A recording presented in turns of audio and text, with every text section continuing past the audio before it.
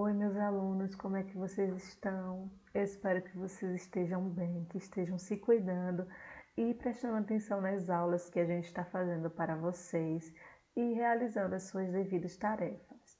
Qualquer dúvida, entre em contato com a gente, que a gente fala com vocês, fala com seus pais, para tentar tirar essas dúvidas de vocês, tá bom?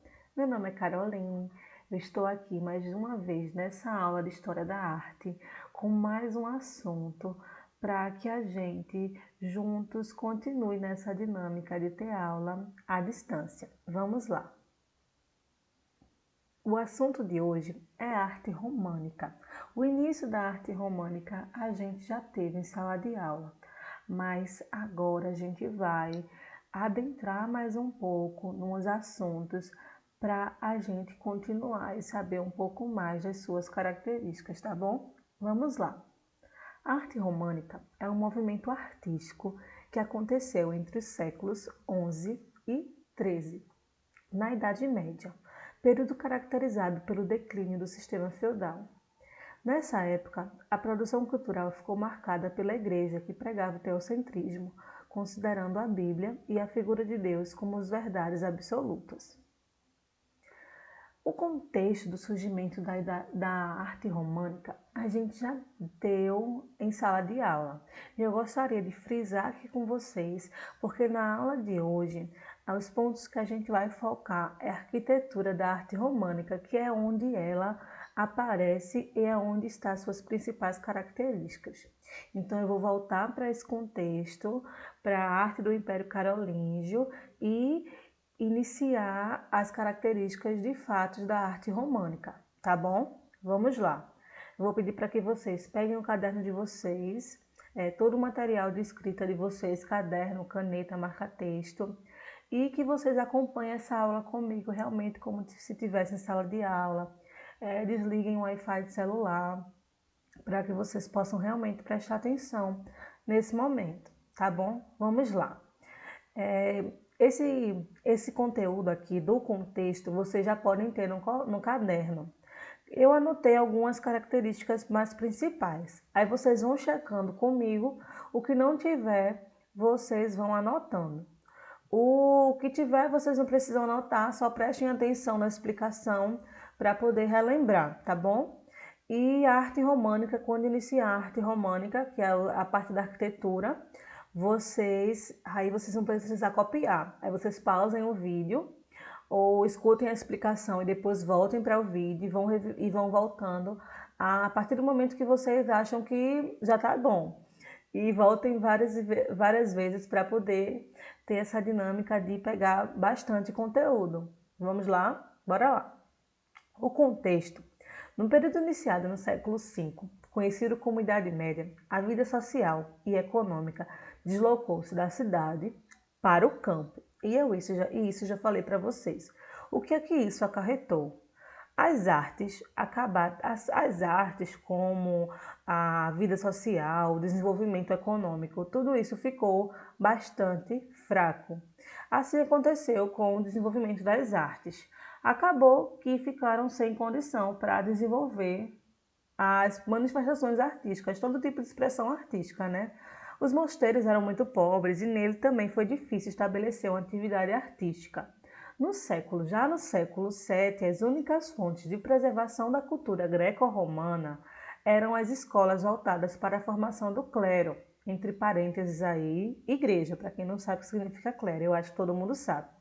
Somente a igreja continuava a contratar construtores, carpinteiros, marceneiros, vitralistas, decoradores, escultores e pintores, pois as igrejas eram os únicos edifícios públicos que ainda se construíam.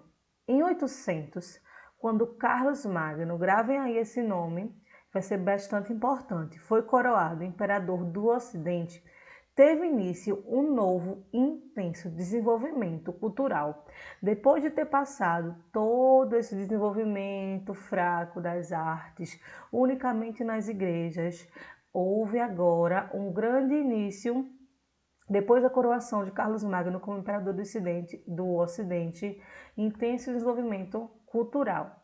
O poder real uniu-se então ao poder papal, poder do rei, uniu-se ao poder divino, o poder da igreja, e Carlos tornou-se o protetor da cristandade. Isso eu expliquei muito bem em sala de aula, vocês lembram, não é? Bora lá.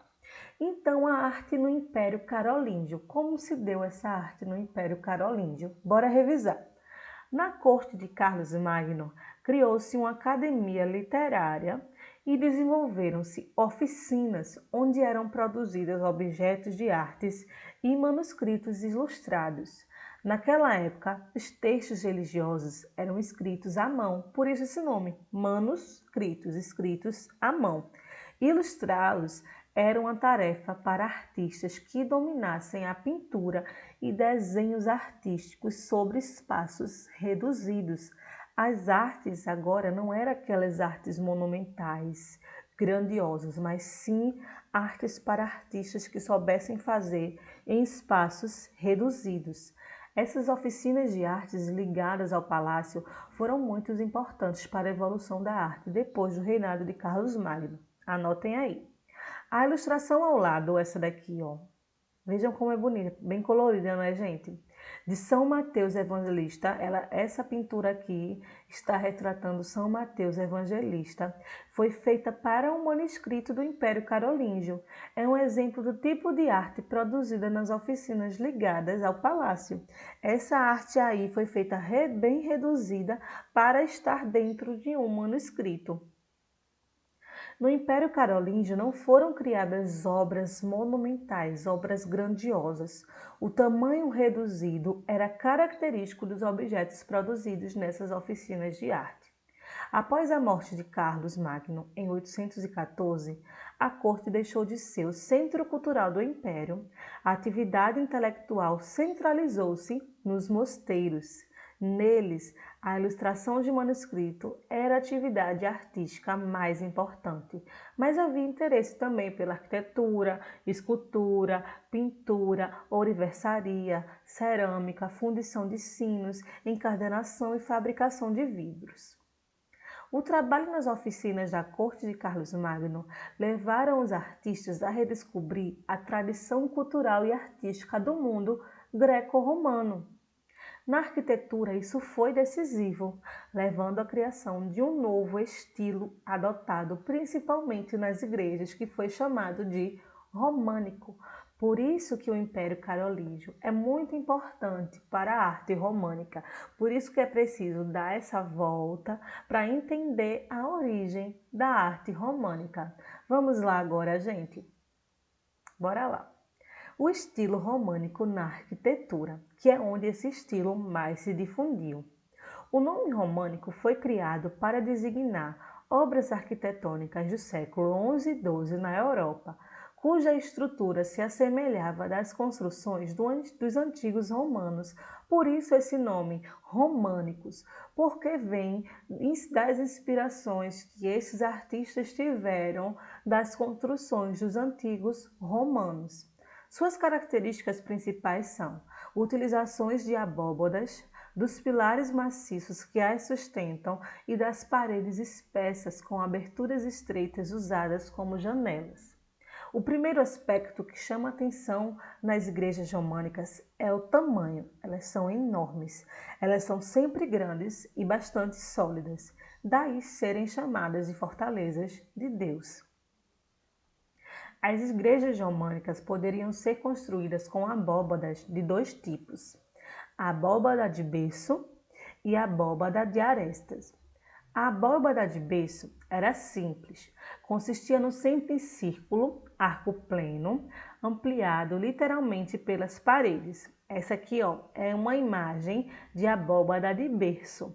Reforço do pé direito e obtém também o reforço do pé direito.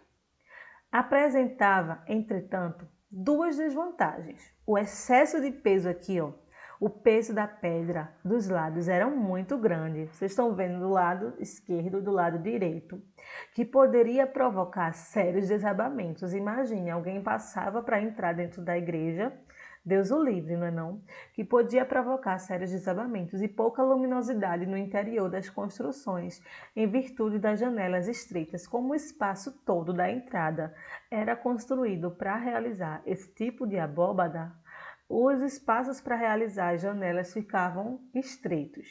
Para diminuir esse tipo, para consertar esses tipos de desvantagem, foi construído as abóbadas de aresta. Consistia na intersecção, na junção em ângulos retos de duas abóbadas de berço apoiadas sobre pilastras. Vocês estão vendo? Só que retira esse peso da lateral. O peso agora é sustentado por cima e pelas arestas que ficam agora aos lados. Com isso, obtinha certa leveza e maior iluminação interna, porque retira esse ar fechado e como a iluminação agora passa pelos quatro cantos e traz agora mais iluminação dentro da igreja. E é isso que eu quero que vocês entendam, os dois tipos de abóbada, tá, gente? Qualquer dúvida, bora me perguntar. As igrejas românicas na Rota dos Peregrinos. Isso aí é um tema muito interessante. Por quê? Durante a Idade Média, assim como hoje, havia muitas peregrinações a lugares considerados santos. Muitas aldeias que ficavam na rota desses lugares construíram igrejas para acolher os peregrinos, que tinham de percorrer longas distâncias até chegar ao santuário desejado.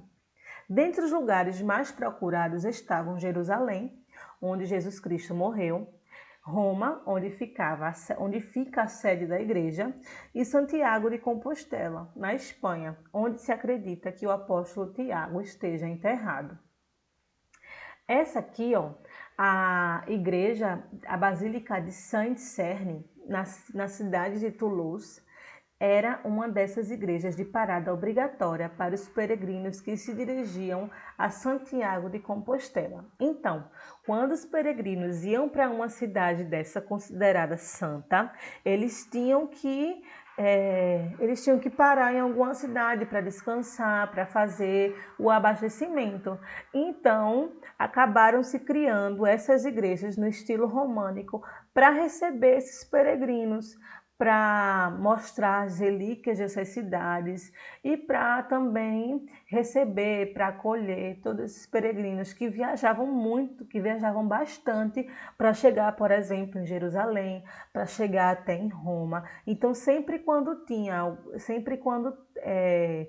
alguma cidade dessa considerada um santuário, algumas dessas rotas a algumas igrejas românicas, por conta dessas igrejas de peregrinação.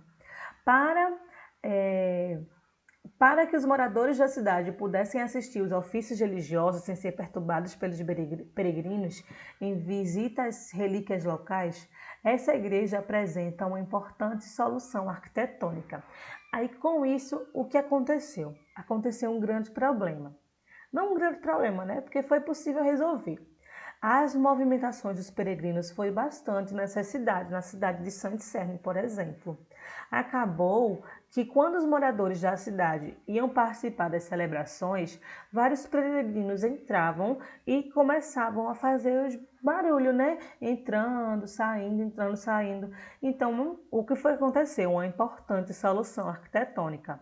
Em torno da nave central, que é o altar, né, considerado o altar, há um corredor chamado deambulatório, que dava, junto mesmo, que dava acesso às capelas onde ficavam expostos os objetos sagrados, enquanto na nave central era ocupada por quem desejava participar das cerimônias. Então, enquanto na nave central estavam as pessoas que desejavam rezar os ofícios, rezar os textos, participar das celebrações, ao lado no corredor aqui, ó, está um esquema de como estava montado essa solução arquitetônica aqui, ó, da Basílica de Saint-Cerny.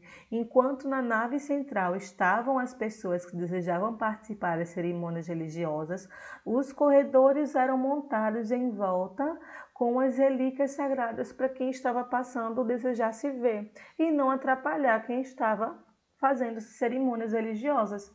Vê que legal, muito massa, né não, gente? Então, eu espero que vocês tenham gostado da aula. Até a próxima aula.